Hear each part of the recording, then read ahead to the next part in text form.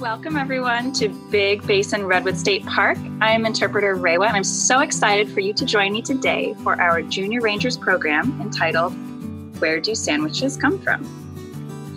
I'm so glad to have you. Maybe you've been on a Zoom webinar before, and you know that there's a function where you can raise your hand.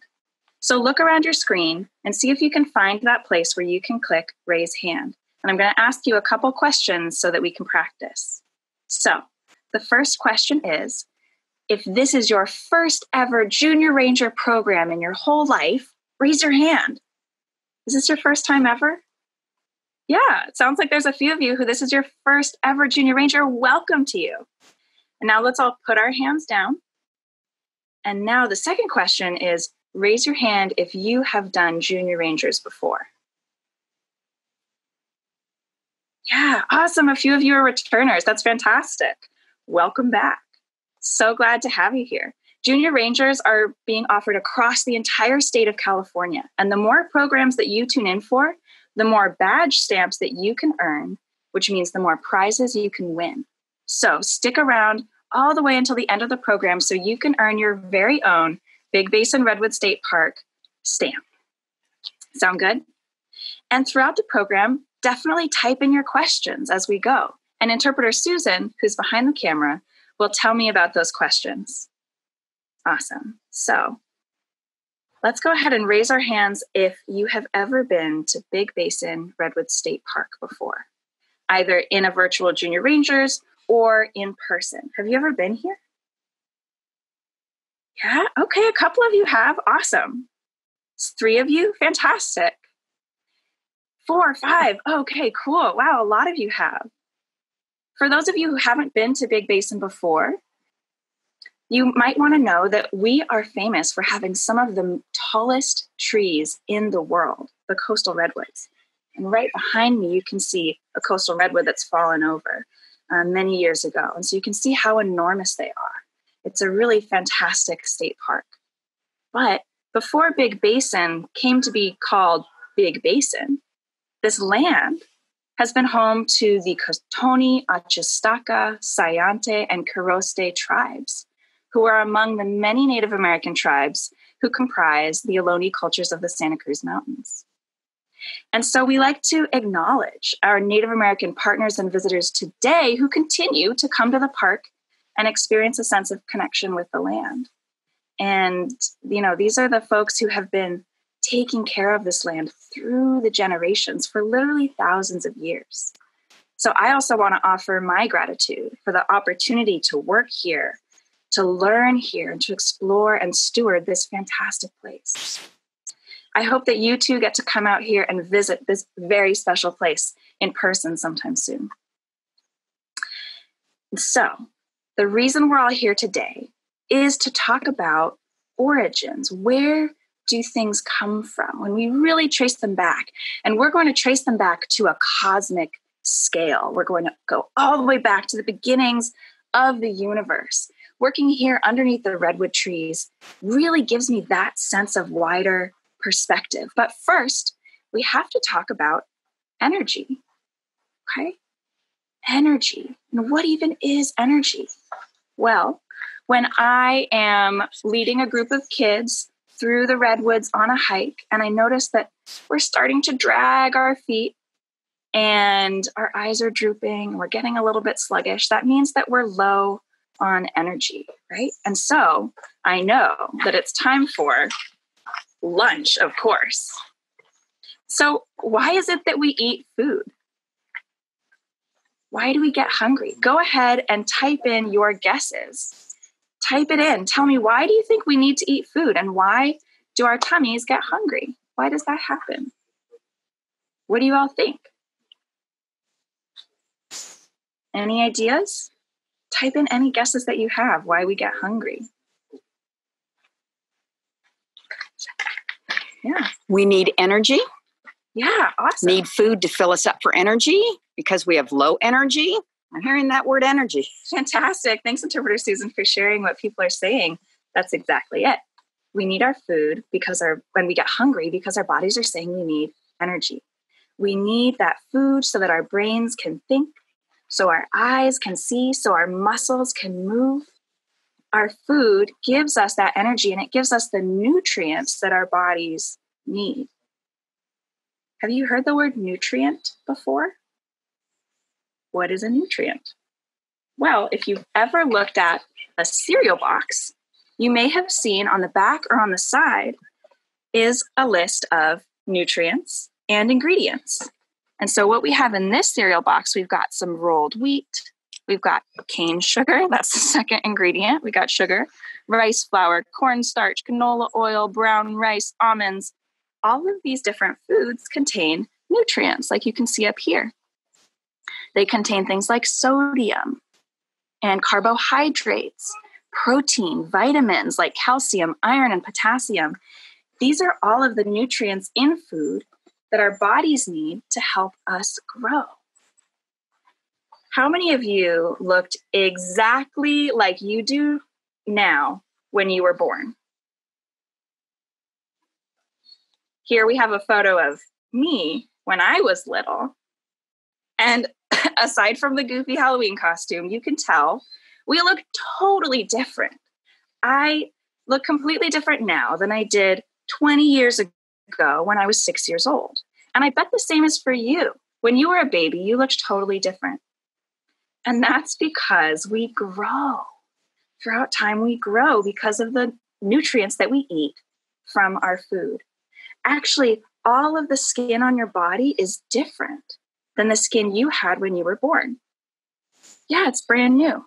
Every day, some of your skin cells slough off and new cells grow.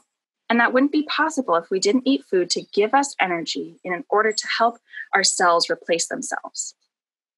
There are more than 50 different kinds of nutrients found in food, but there are 6 main ones.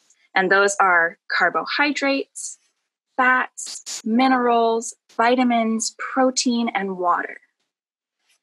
And each one of those nutrients does a different thing in our bodies. So we need to get all of them. And no food has every single one. So I don't know if you've ever heard someone tell you you need to eat the rainbow. Have you ever heard that? And I'm not talking about Skittles. I'm talking about needing to eat foods of all different colors, because each colorful food has a different kind of nutrients. And when you make sure you eat a whole rainbow of colors, that means you're getting all the different nutrients your body needs to be healthy. So now we understand that we get our energy from our food, and we get our nutrients from our food that helps us live. But where do the nutrients in our food come from? How does calcium get into milk? And how does potassium get into a banana? Where does it come from? So I'm going to launch a quick poll, and I'll have you all vote on where you think the nutrients in our food comes from. Okay, so it'll pop up in just 1 second. So you get to vote now. Where do you think the nutrients in our food comes from?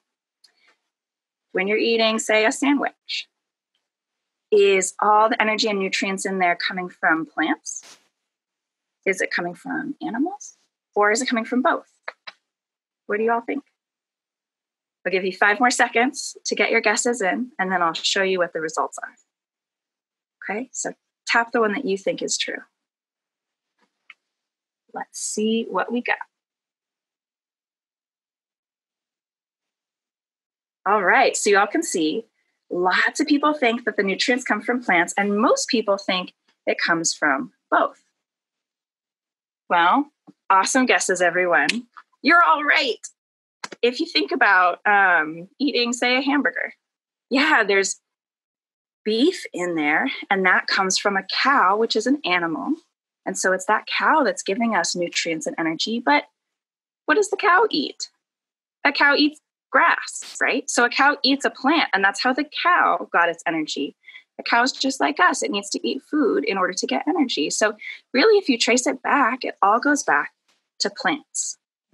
So both animals and plants, but every animal that is giving us energy eventually, way back, also ate a plant. So we can trace it back to plants giving us energy. And so my next question is, where do plants get their energy from?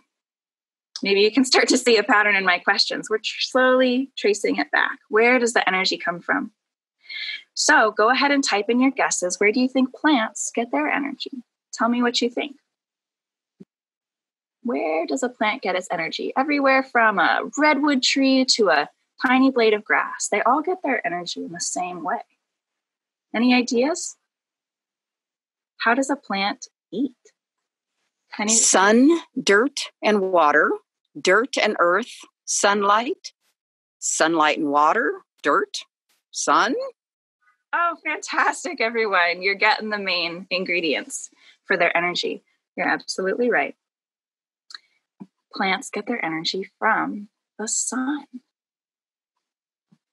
And let's pretend for a second to be a little plant.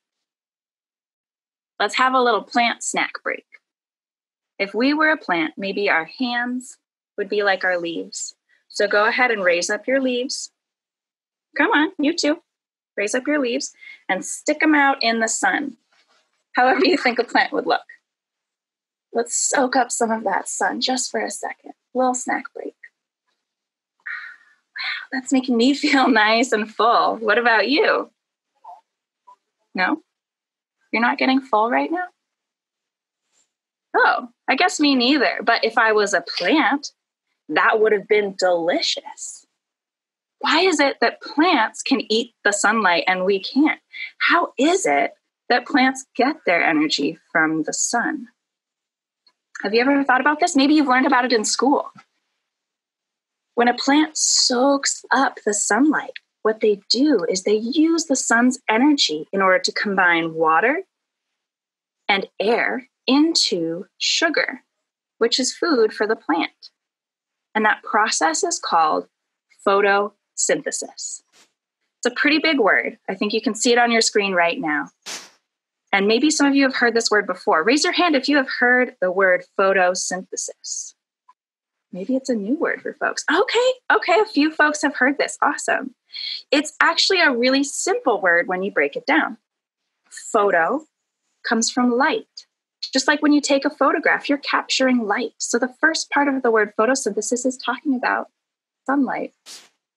And the second part of the word synthesis means to synthesize, which is to bring things together and create something new. So we're capturing light to bring things together and make something new. Photosynthesis. So let's all say this new word together on the count of 3. 1, 2, 3. Photosynthesis. It's kind of a little tongue twister, but you get used to it over time. So plants do this amazing thing called photosynthesis and capture that light and that sun's energy in order to grow. Pretty amazing that they can do that. It would be really cool if I could do that. If all I had to do was sunbathe and I didn't have to worry about cooking dinner. But let's recap. So I'll grab my little whiteboard here and we'll talk about the origins of energy. So here's me. I know it's a good likeness. It looks just like me. And I eat food. So here's my sandwich. Okay. And I get my energy from food. And the energy in food comes from, ultimately, plants. And plants get their energy from the sun, right? So that's how we can trace back these lines of energy. Now, we're going to play a game. So in this game, we're going to eat a sandwich. And I'll show you right here in my little reusable beeswax wrap. I've got my lunch. I've got a turkey and cheese sandwich with spinach and hummus. Yum! But it's not quite lunchtime, so maybe you don't have a sandwich in front of you yet. That's okay. We're going to make an imaginary sandwich together, okay? And let's make it as rainbow a sandwich as possible. And so you are going to get to choose the ingredients that we'll put in our sandwich. The first ingredient I'll start us off with is some sliced bread. Okay, so there's the top and bottom of our sandwich. But you get to pick the rest of the ingredients for our imaginary sandwich, and then we are going to trace this sandwich back to its origins, where its energy comes from. Sound good? So I'm going to launch a poll with all sorts of different ingredients, and you get to choose which ingredients you want to go in the sandwich, okay? You can pick as many as you want. Let's make this sandwich jam-packed with a rainbow of colors, okay? Awesome. All right, so I think you can see on your screen right now a list of ingredients. Go ahead and vote for all of the different things that you think we should put into our sandwich. Keep on voting for whatever it is that you want to put in our sandwich. And let's make it as colorful as possible because we want all the different nutrients that the world has to offer. What do you like to eat in your sandwiches?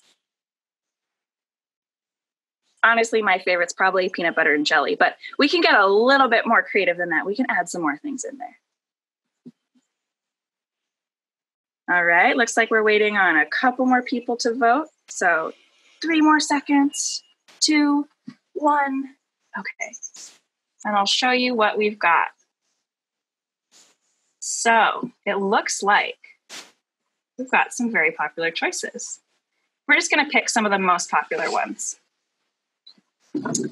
So starting at the top, lettuce doesn't look that popular, does it? Okay, maybe we'll skip lettuce. Tomatoes, though. We definitely want tomatoes. Okay, so I'm going to draw in some nice, juicy tomatoes right there at the top of our sandwich. What else did we want? We definitely want pickles. Okay, here are my pickles. I like pickles too. Super crunchy and delicious. Ooh, ham won over turkey. So we'll get some slices of ham. It's interesting to see what you all like to eat. And wow, tuna didn't make it in there, but honestly, tuna has a really interesting story and I like tuna and I didn't get to vote. So I'm in charge here. I'm going to add a tuna fish. And I know we don't put entire fish in our sandwiches. It would probably look more like mush, but for the sake of the exercise, there is our tuna fish. And what else? Okay, we definitely want mayonnaise and cheese. Okay, so we got some gooey mayo right there. And we've got some slices of cheese. Let's make it Monterey Jack. So we'll give it some peppers in there for flavor. And no peanut butter, but we'll add some jelly. We'll top it off. Some gooey jelly right there at the bottom. I don't know how well jelly would go with tuna fish, but that's okay. It's an imaginary sandwich. We don't actually have to eat it. It's okay. So we've got a lot of amazing things in there. And now we're going to play this game where we trace all of the ingredients back to where they got their energy. Are you ready?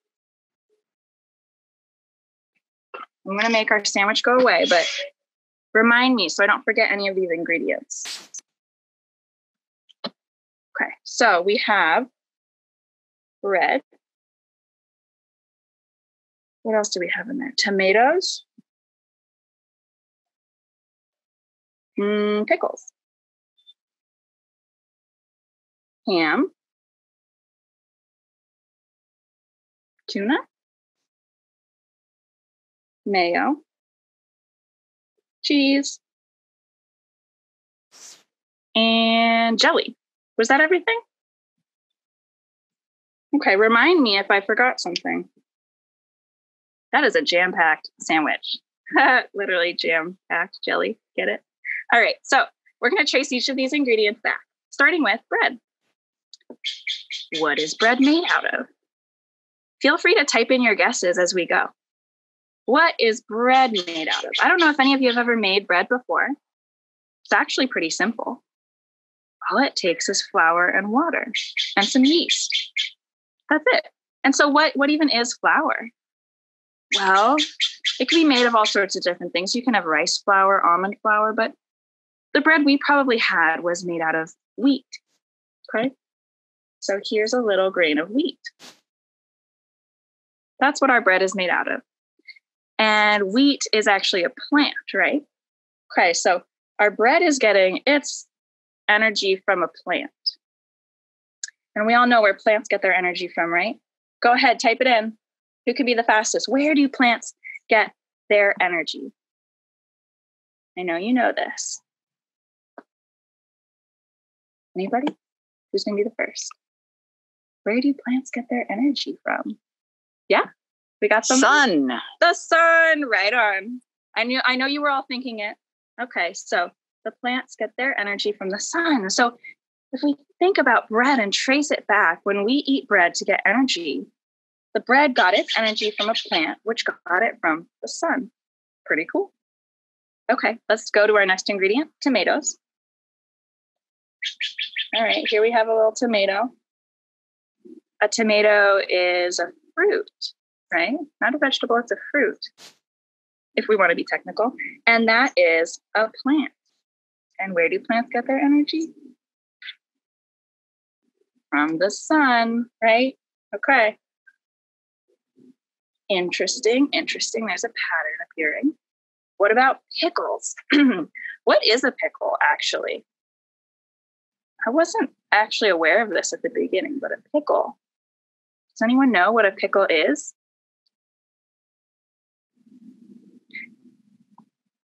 It is a cucumber. All right. Here's my little cucumber. And a cucumber is a plant. A pickle is just a cucumber that's been soaked in vinegar to make it extra delicious.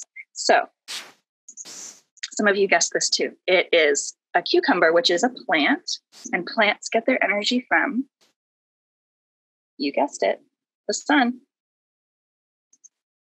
I'm starting to see a pattern. What about you? Okay, we're going to move on to some more complicated ingredients now. What is ham? Where does ham come from? Type in your answers. What does ham come from? It comes from an animal, right? Which animal? Meat. Yeah, it's meat. Pigs, question mark? You got it. Yeah, it comes from pigs. Great guess. So Pig. Somebody said turkey? That's a really great guess too. Turkey comes from a turkey bird. Ham comes from a pig. So there's our little piggy. And what do pigs eat? Go ahead, type it in. What does a pig eat? Where does a pig get its energy? It's got to eat too. I don't know if any of you have been to a farm or you live on a farm. What do you feed the pigs? Plants. Grass. Ooh, great guesses. Usually what I see pigs eating is slop. That is a big blob of slop, right? Like a big bucket of all the leftover food, the French fries you had for dinner last night, and milkshake, whatever is extra. Some plants in there, clippings from the garden, like whatever. They kind of eat anything. So how do we trace slop back? Well, let's just take the French fries, for example. So they're eating your leftover French fries. And what is a French fry? Well, a French fry is a potato, which is a plant. It's actually the root of a plant. It grows underground with leaves popping up. And plants get their energy from the sun. I think y'all are catching on to the pattern here. Let's talk about tuna fish. This was my choice. I wanted to add this in because this one's really cool. Where do tuna fish get their energy? Okay, we have a big old fish here. Tunas are pretty big fish. Where do tuna fish get their energy? What do they eat? Let me know. Type it in. Tiny fish. Tiny fish? Yeah, actually. Tuna fish are going to eat even smaller fish. It's true. Well, okay, so what do these tiny fish eat? What do you think? Minnows, plankton, coral. Those are fantastic answers. You're absolutely right. They eat minnows or even tinier fish. And those even tinier fish eat plankton. Okay? Plankton are the tiny, teeny, tiny, almost microscopic plants and algae that float around in the ocean. And that is what teeny tiny minnows eat. And so plankton is a plant, right? Even though it's teeny tiny, it's still a plant.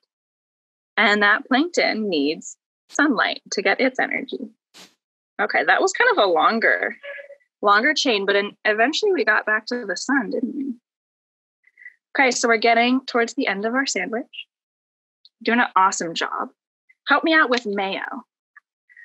What is mayonnaise made of? Kind of a lot of things. But one of the main ingredients is eggs. And do you all know where eggs come from? Type it in. Where do we get the eggs for our mayonnaise? Chickens, that's right. We get them from chickens. And where do chickens come from? Eggs. And where do eggs come from? Chickens. And where do chickens come from? Eggs. And where do eggs come from? Chickens. And it can go on forever, and we're not going to go down that train of thought. Okay, we don't have all day. So we'll just stop it at eggs come from chickens. And where do chickens get their energy? From what they eat. So what does a chicken eat? What does a chicken eat? Our cute little chicken here. Maybe you have chickens in your backyard, or you know someone who does. Corn, seeds, grass, grains. Awesome guesses, everyone. Fantastic. Corn, seeds, grass, grains. You got it. So they're going to be eating like little seeds, which are basically baby plants. That's a plant before it's even sprouted. Grains, seeds, corn, those are all plants. And where do plants get their energy from? The sun. That's right. All right, cheese. We're on to our next ingredient. Where does cheese come from? It depends what kind of cheese you want. But our cheese is going to come from a cow. Okay, I'm not the best artist here, but it says milk. You get the picture exactly. Cheese is made from milk, which comes from a cow. There we go. And where do cows get their energy? What do cows eat? We talked about this earlier. You all know what cows eat. They eat grass, which is a plant. And plants get their energy from the sun. Okay, moving along. Jelly. What is jelly? Well, depends on the kind you like. I really like strawberry jelly. So strawberry is a fruit. Here's my strawberry. And grapes and berries. Ooh, grape jelly's awesome. Yeah. Raspberries. Here's a little raspberry. So all of these fruits are plants, right? And plants get their energy from the sun. Look at that. They're ahead of you. Everybody's writing sun. They know where this is going. Oh, they know. You caught on. Okay, so it's pretty amazing. Look at this. We've traced everything back to getting its energy from the sun. Pretty cool. But you may be saying that I was cheating because I picked those ingredients. I gave you the options from which you were able to choose. So now we're going to play another game where you try and stump me. So you get to now choose any ingredient, anything that you can eat that you want to throw in our rainbow sandwich that you think I cannot trace back to the sun. So type in your guesses. We'll take a few of them.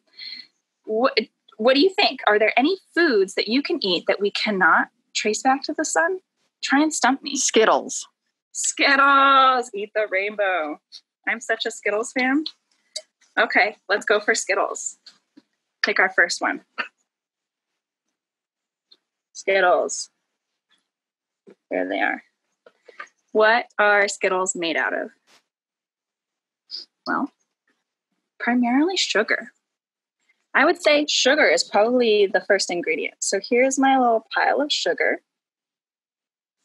It's true with most candy, right? The first ingredient is sugar.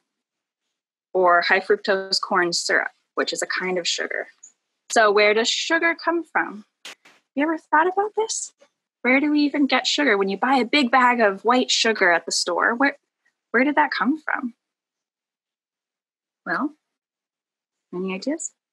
Sugar comes from a plant called sugar cane. Here's our sugar cane. Or it can come from beets. So there's a beet. You know those bright red vegetables? Both of those can make sugar. So ultimately, sugar comes from a plant, right? And plants get their energy from the sun. Yes. Okay, one down. But go ahead and stump me again. Anyone So we did have any other ideas? people say a lot of different candies, but we have Okay. someone who said mushrooms. Mushrooms. Awesome idea. Okay. Where do mushrooms get their energy? Here we've got a nice little toadstool. We're going to give it some spots. Don't eat the ones with spots, though. Those are dangerous. Maybe it shouldn't have spots. Okay. Well, where do mushrooms get their energy? What is it that a mushroom eats? Mushrooms are actually decomposing the forest. They eat the dead and dying animals and plants of the forest. They help it all decompose and turn back into dirt.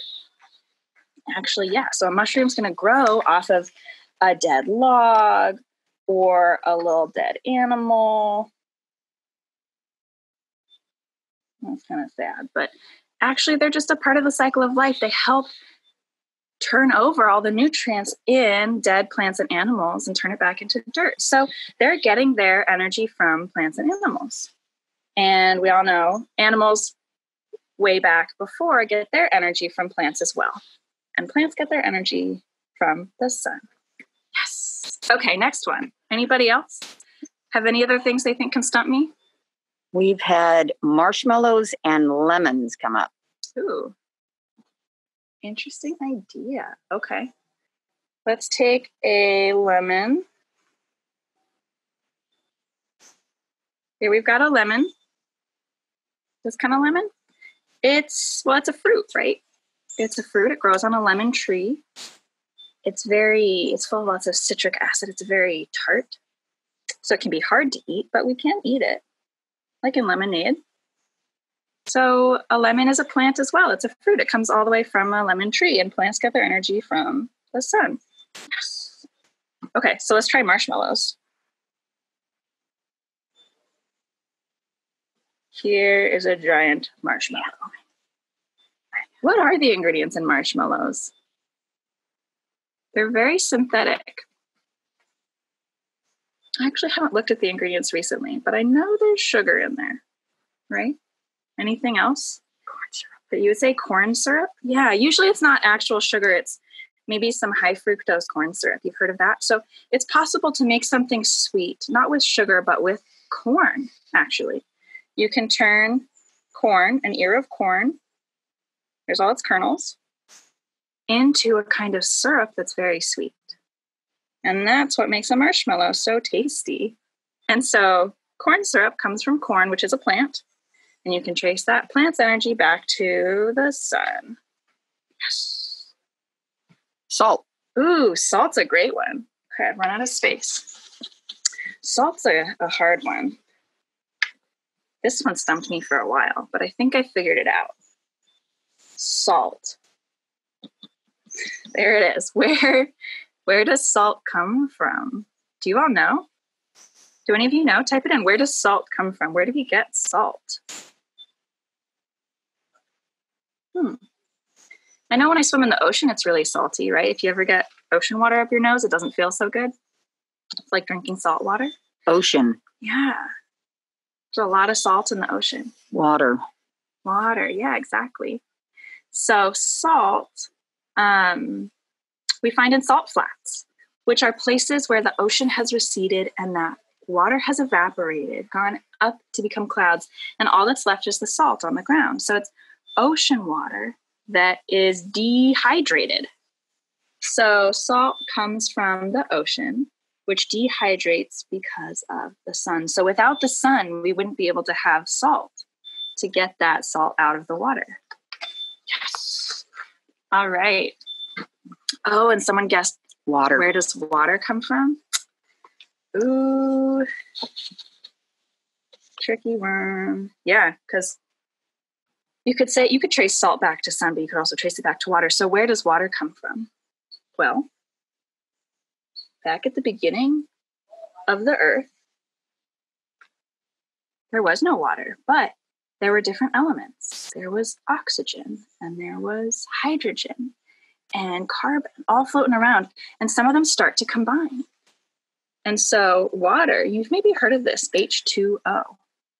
You've got some hydrogen in there and you've got some oxygen. And they combine to start making water. And slowly there was more and more and more. But what if there was no sun? What if there was no sun shining on our planet? Would this ever have happened? No, you couldn't have liquid water without sun because the planet would be frozen. It would be so cold.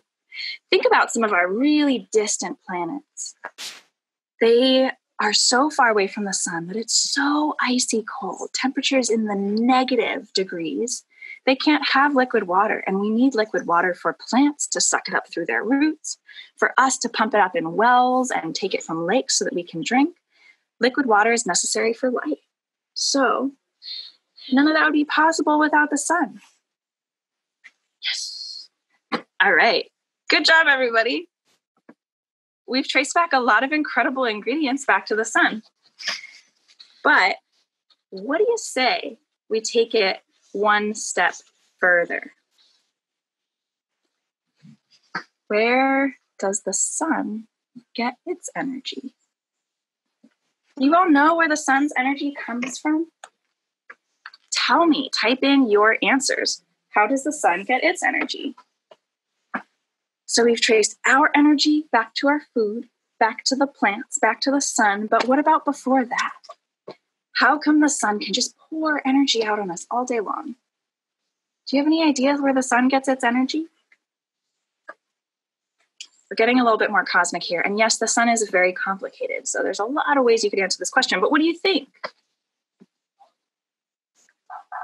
From the moon, or from stars, or from stars, or from fire, or from fire. Solar system. These are awesome guesses. We're going to watch a quick video to give us an idea of where the sun gets its energy. Space Place. In a snap, where does the sun's energy come from? Every 1.5 millionths of a second, the sun releases more energy than all humans consume in an entire year.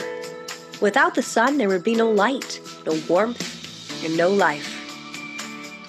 Its heat influences the environments of all the planets, dwarf planets, moons, asteroids, and comets in our solar system. How does a big ball of hydrogen create all that heat? The short answer is that it is big. If it were smaller, it would be just a sphere of hydrogen, like Jupiter. But the sun is much bigger than Jupiter. It would take almost 1,000 Jupiters to fill it up. That's a lot of hydrogen. That means it's held together by a whole lot of gravity, and that means there is a whole lot of pressure inside of it. In fact, the pressure is so intense and the density so great that the hydrogen atoms collide with enough force that they literally meld into a new element, helium. This process, called nuclear fusion, releases energy while creating a chain reaction that allows it to occur over and over and over again. That energy builds up. It gets as hot as 27 million degrees Fahrenheit in the sun's core. The energy travels outward through a large area called the convective zone. Then it travels onward to the photosphere, where it emits heat, charged particles, and light. That heat powers the chemical reactions that make life possible on Earth, allows gases and liquids to exist on many planets and moons, and causes icy comets to form fiery halos. Those particles create a solar wind that pushes against the fabric of interstellar space, billions of miles away. And that light travels far out into the cosmos, just one star among billions and billions. Not too bad for a big ball of gas, no? That's pretty awesome. Did you know that our sun is a star? And there are tons of them out there. And what is a star? Well, it's, as we saw, an enormous ball of hydrogen gas. Not gasoline like you pour in your car, but kind of like the gas that's in the air. And there's so much of it that it gets really hot and there's intense gravity. And it's so intense that those little hydrogen molecules, the most simple and abundant elements in the universe, smash together to form bigger elements, which smash together to form bigger elements. And so that hydrogen turns into helium, carbon, oxygen, nitrogen. Maybe you've heard of some of these words because they're on the back of your cereal box. It forms iron and potassium. These are the nutrients in our food. And so all of the nutrients that we find in our food, they were initially formed in stars. That's where they came from. And because the stars are fusing all of these elements together to make bigger and bigger ones, that process of fusion actually releases heat and light. And that's why a star shines. So our star does a lot of work for us. The sun does a lot of work every single day, pumping out light and heat energy towards us and fusing together hydrogen to form the building blocks of life, all of these nutrients, day after day after day. Every single day of your life, the sun is doing this work. And every single day of your parents' lives and your grandparents' lives and your great-great-grandparents' lives and your great-great-great-grandparents' lives and your great-great-great-great-grandparents' lives. Actually, the sun's been doing this for 4.5 billion years. It's a lot of energy that it's been pumping out. But do you think someday it's going to run out of fuel? It will. Yeah, it can't do that forever. Just like people, stars are born, live, and die. And when the really big stars die, they explode. Actually, it's called a supernova. You can see an image of one here. And when they explode, they spew out all of those elements that they've been creating, all of the carbon, the nitrogen, the oxygen, the hydrogen, the helium, all of that iron is spewed out into the universe. This is one of the most violent explosions in the universe. Actually, if a supernova were to happen on the other side of our galaxy today, it would brighten up our sky as bright as the moon, and it would shine for weeks. And these kinds of explosions can get up to 1 billion degrees, and they send out these clouds of dust, and these clouds can look all kind of ways. Aren't they gorgeous? Look at all of those different kinds of clouds. It's called a nebula, the clouds that form when supernovas explode. And when the shock waves from that explosion move out, it can send some of these clouds moving and spinning. So a cloud like this of cosmic dust, when a shockwave moves through it, can start to spin. And all that dust starts to clump together, and it can start to form a new star. So all of that hydrogen gas floating around there and some of those other elements swirl around and form a new star.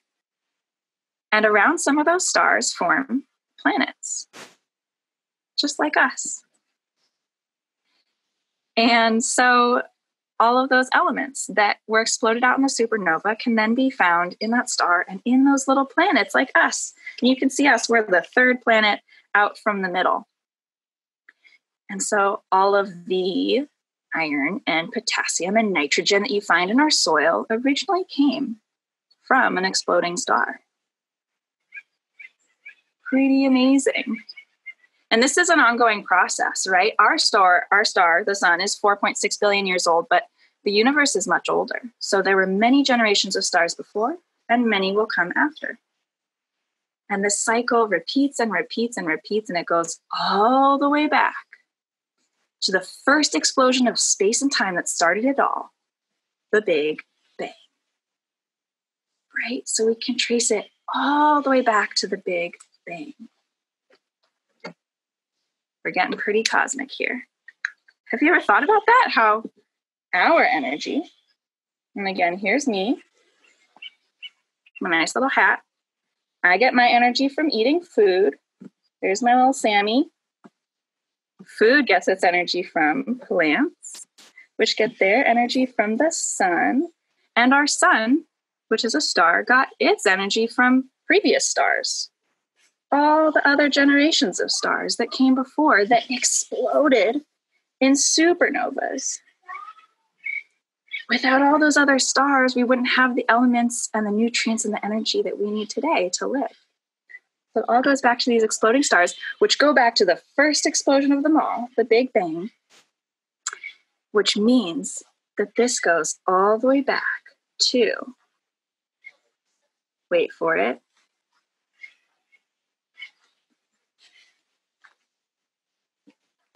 the dawn of time. I feel really fancy when I say those words.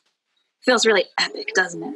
Can you all say it with me in your deepest, most epic announcer voice? On the count of 3, we're all going to say this as epic as we can. 1, 2, 3. The dawn of time. That's right. It all goes back to the dawn of time.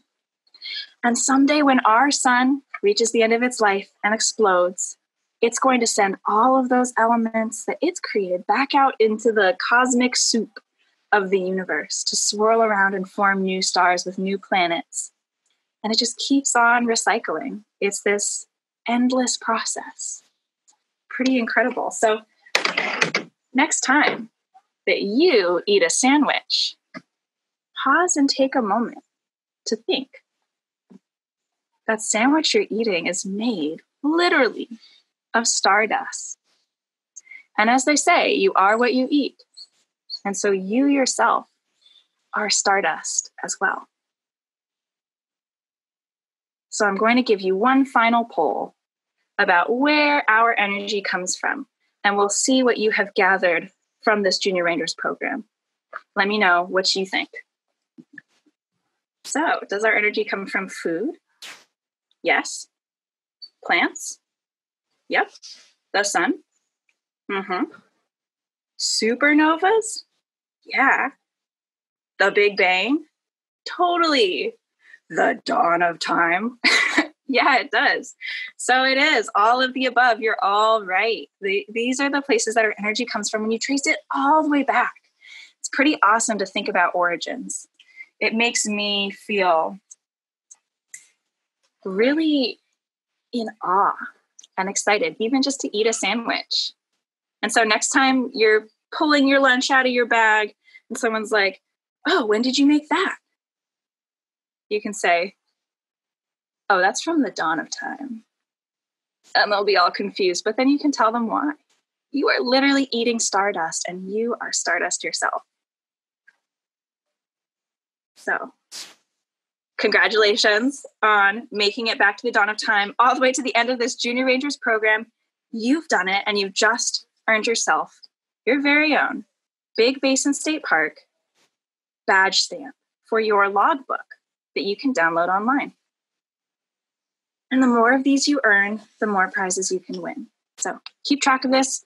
We are going to send you your badge in an email right after this program. So look out for that email. And now, to become official Junior Rangers, the only thing that we have left is to take the Junior Ranger Pledge. So Interpreter Susan has put it up on the screen for us. And so what you can do is raise your hand and repeat after me.